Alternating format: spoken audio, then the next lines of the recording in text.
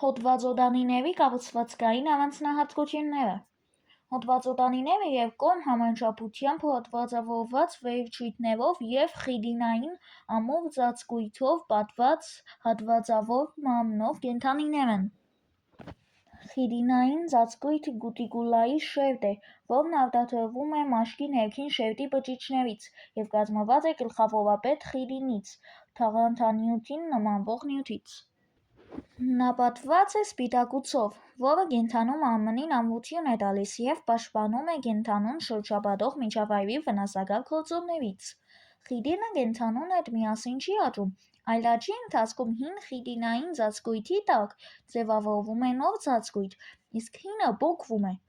Ցամաքային կենսակերպ վարող հոդվածոտանիների շնչառության օրգանները թոքերը կամ տրախեաներն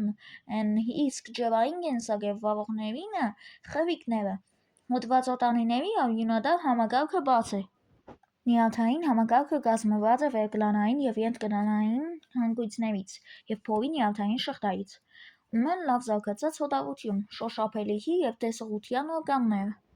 Հոդվածոտանիների մեծամասնության արտադրությունը կատարվում է մալպիկյան խողովակների միջոցով։